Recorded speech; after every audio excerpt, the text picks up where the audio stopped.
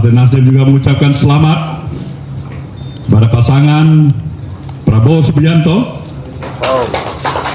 dan Gibran Rakabuming Raka sebagai pemenang Pilpres tahun 2024. Saudara-saudara sekalian, kepemimpinan yang lahir dari proses yang ternodai dengan Pak Anies selalu saja ya. Assalamualaikum warahmatullahi wabarakatuh. Apa kabar teman-teman sekalian? Saya harapkan teman-teman semua baik-baik saja, sehat-sehat saja, dilancarkan puasanya, dan buat teman-teman non-muslim selalu bahagia selalu, dan kita berbahagia hari ini ya teman-teman. Selamat kepada Prabowo Gibran. Partai Nasdem menyatakan menerima hasil pemilu tahun 2024 yang telah dilaksanakan pada tanggal 14 Februari 2024 yang lalu. Baik pemilihan anggota legislatifnya maupun pemilihan presiden dan wakil presiden dalam Pilpres. Wow, jadi Pak Surya Paloh sudah mengakui kekalahannya teman-teman ya. Menerima kemenangan dari Pak Prabowo Gibran sebagai Presiden Republik Indonesia ya. Dan juga menerima hasil pemutusan suara semua legislatif juga teman-teman ya. Kedua, Partai Nasdem mengucapkan selamat kepada seluruh partai politik peserta pemilu legislatif tahun 2024 beserta dengan ketiga pasangan calon yang telah mengikuti kontestasi pemilihan presiden pada pemilu 2024. Partai Nasdem juga mengucapkan selamat kepada pasangan Prabowo Subianto dan Gibran Rakabuming Raka sebagai pemenang Pilpres tahun 2024. Mantap. Ini baru pemimpin berjiwa besar yang patut dicontoh oleh Anies Caimin ya, yang 03 ya. Ini pantaslah Pak Surya Paloh selalu menjadi ketua umum Partai Nasdem karena jiwanya sangat besar, bisa menerima keputusan seperti itu teman-teman. Namun selain itu teman-teman ya, coba kita lihat apa yang menjadi pernyataan dari Capres dan Cawapres 01 dari partai Pak Surya Paloh sendiri ya teman-teman. Ini dia ya, kita lihat videonya ya. Assalamualaikum warahmatullahi wabarakatuh. Salam sejahtera untuk kita semua. Saudara sekalian, hari ini KPU telah mengeluarkan pengumuman resmi yang hasilnya dalam versi KPU telah kita dengar bersama. Tapi dalam sebuah pemilihan, proses itu tidak kalah penting daripada hasilnya. Ya, masih ada tapinya teman-teman. Oke, lanjut.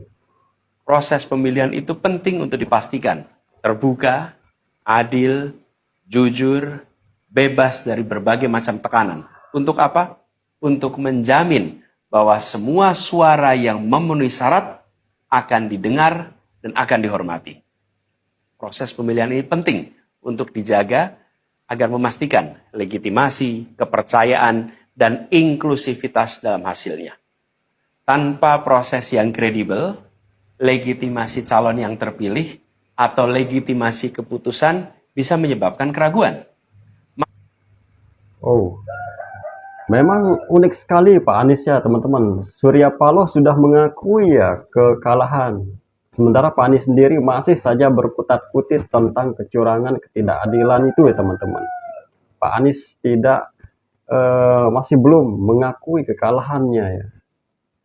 Masih saja curigai proses yang telah dilakukan selama pemilu kemarin teman-teman. Menjaga integritas pemilihan adalah fundamental untuk kelangsungan demokrasi dan untuk terpenuhinya aspirasi masyarakat secara keseluruhan. Atas dasar itu, izinkan kami menyampaikan pernyataan untuk mendakapi proses pemilu yang sejak awal hingga saat ini. Saudara-saudara sekalian, sepanjang perjalanan Pilpres kali ini, sejak awal kita semua telah melihat dan menemukan begitu banyak ketidaknormalan. Apa yang tidak normal kira-kira teman-teman? Apakah Caimin sama Pak Anies yang tidak normal ya? Sementara yang lainnya sudah fair-fairan, sudah siap mau salam-salaman ya, itu teman-teman. Kekurangan dan pembiaran terhadap proses yang tidak wajar yang tidak pernah terjadi sebelumnya dalam sejarah bangsa. Tidak pernah terjadi sebelumnya, karena baru pertama kali ini Pak Caimin jadi cawapres dan Pak Anies menjadi capres yang sangat-sangat apa ya, teman-teman silahkan komen saja lah apa kata yang pas buat capres 01 ya. Ini sudah menjadi rahasia umum, berbagai kekurangan ini telah kita temui sejak jauh sebelum pencoblosan.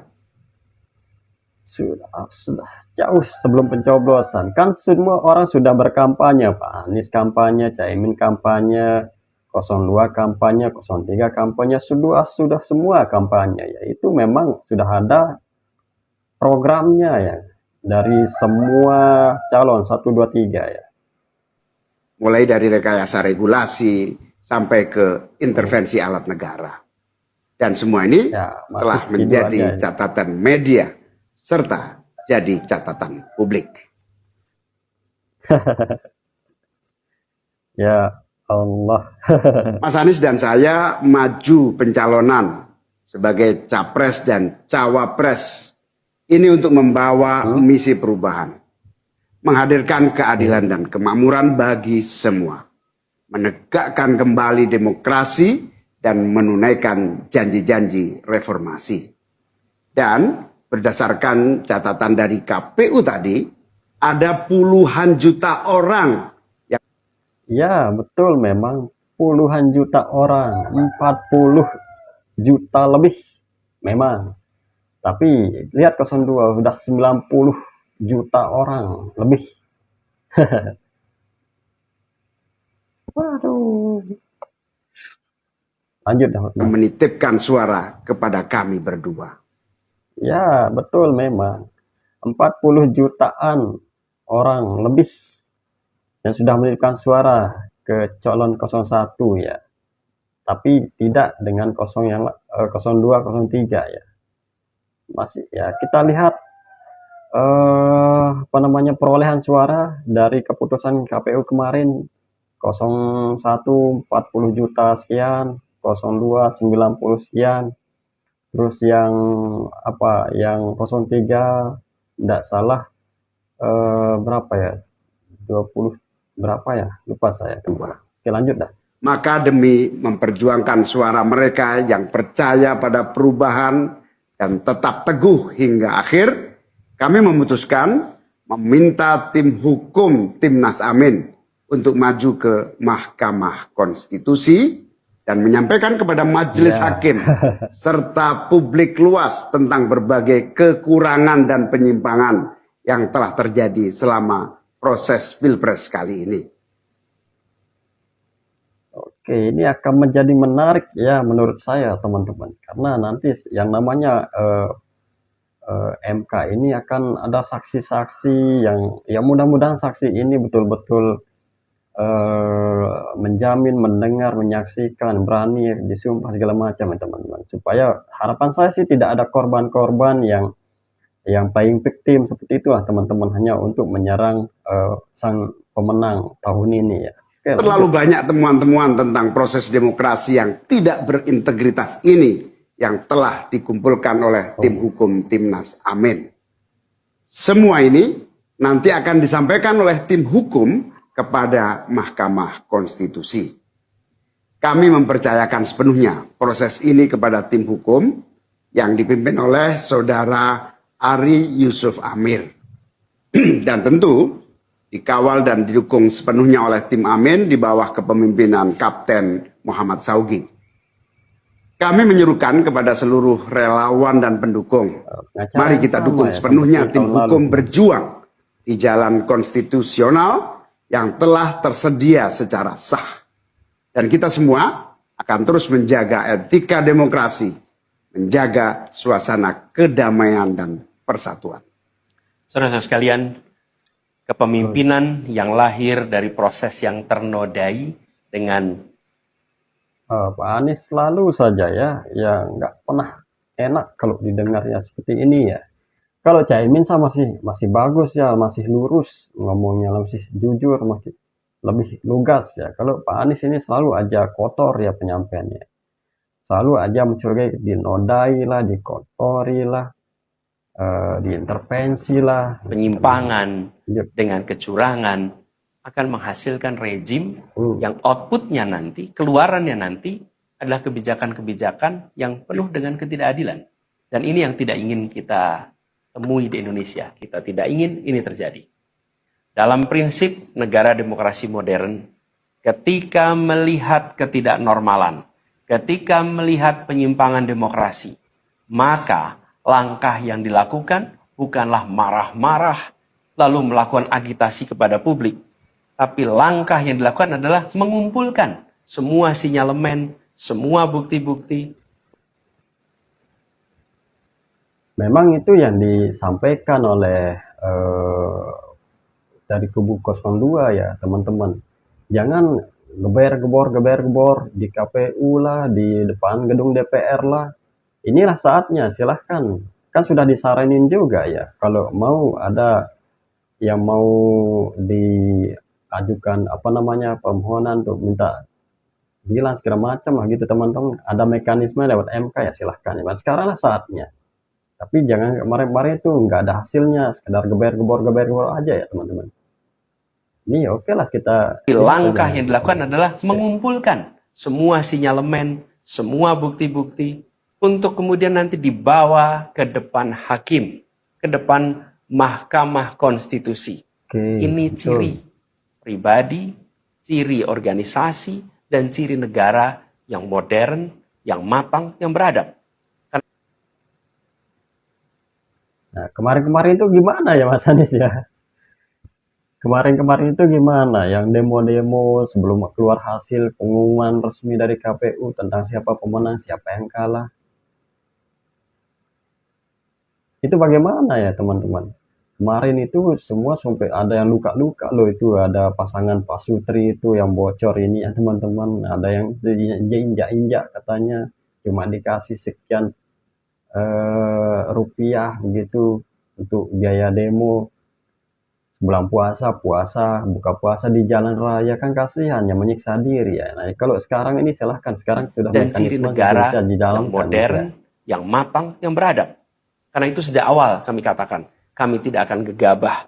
Walaupun kami merasakan sejak masa kampanye sampai pemilihan terlalu banyak ketidaknormalan, penyimpangan yang kami alami. Tapi kami memilih untuk mengumpulkan itu semua secara hati-hati, melakukan validasi, memastikan akurat. Kenapa?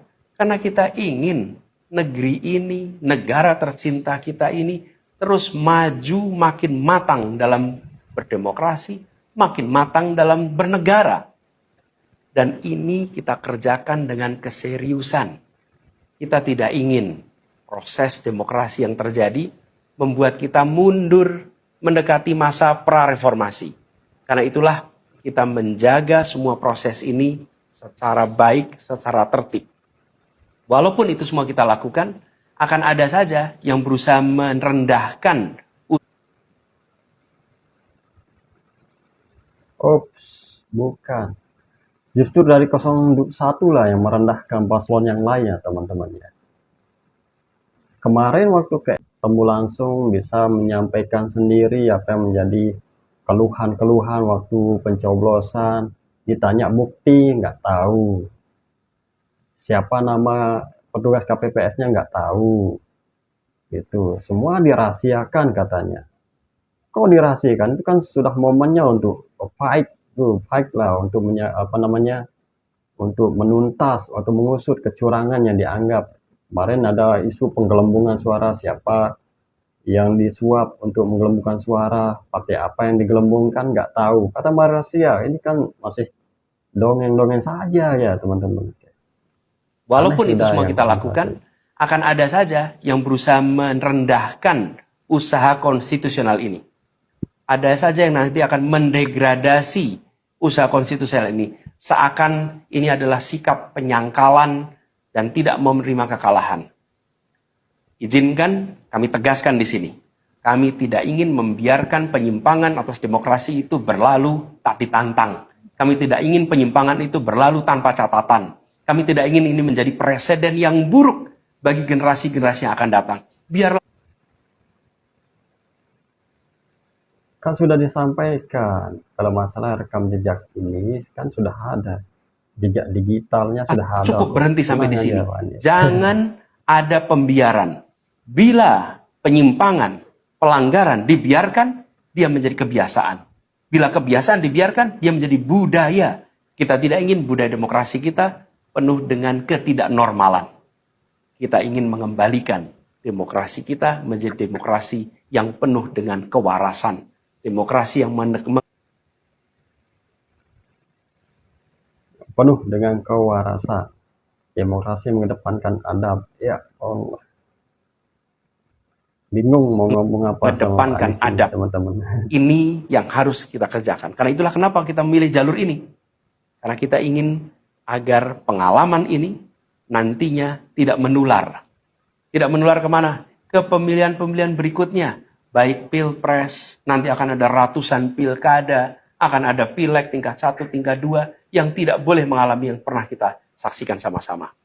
Walaupun kami sadar, kita ini dalam situasi yang tidak normal. Banyak yang menyampaikan kepada kami, bahwa kemungkinan untuk bisa mendapatkan keadilan itu, kemungkinannya amat kecil.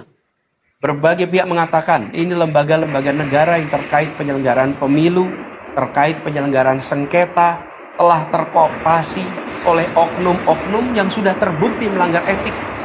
Bahkan ada yang ketuanya sudah melanggar kode etik berkali-kali, sudah diberikan sanksi berkali-kali, tapi tetap saja dibiarkan menjalankan perannya.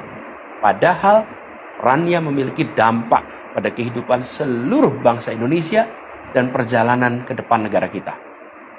Meskipun kita dengar itu semua, meskipun kita saksikan ketidaknormalan itu, tapi kami tetap memilih berada pada jalan dan jalur konstitusi.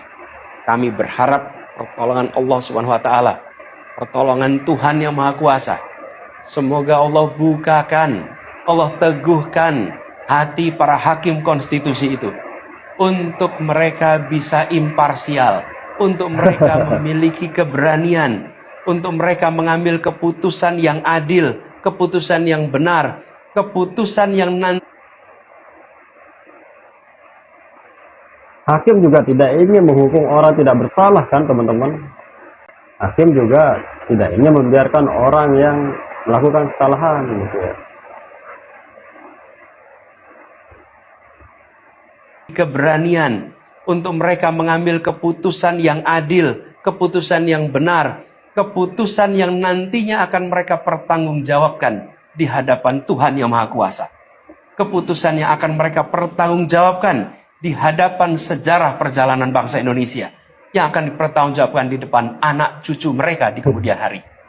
Ini adalah harapan kita, dan kami yakin insya Allah mereka akan bisa menjalankan apa yang menjadi harapan dari kita semua.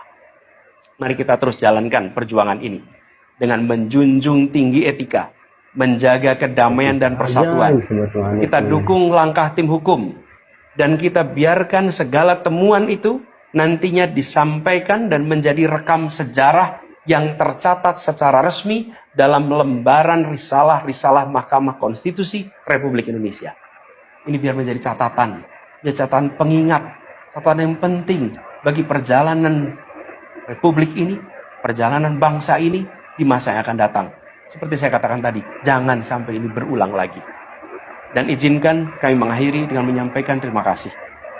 Kami sampaikan terima kasih kepada semua yang telah bekerja keras, kepada seluruh tim yang telah bekerja sepenuh hati, dengan luar biasa hingga tuntas, dan kepada seluruh pendukung, seluruh simpatisan yang tak henti menguatkan kami. Jadi itu videonya teman-temannya, silahkan teman-teman komentar saja video ini teman-temannya. Semoga kedepannya jauh lebih baik dari hari sebelumnya. Semoga keputusan ini adalah keputusan yang sangat-sangat baik begitu untuk bangsa ini teman-teman. Kita tunggu saja apa yang akan dilakukan oleh Timnas Amin ya kedepannya, yang akan mengajukan pengajuan ke MK seperti itu teman-teman. Sampai jumpa pada video saya selanjutnya. Assalamualaikum warahmatullahi wabarakatuh.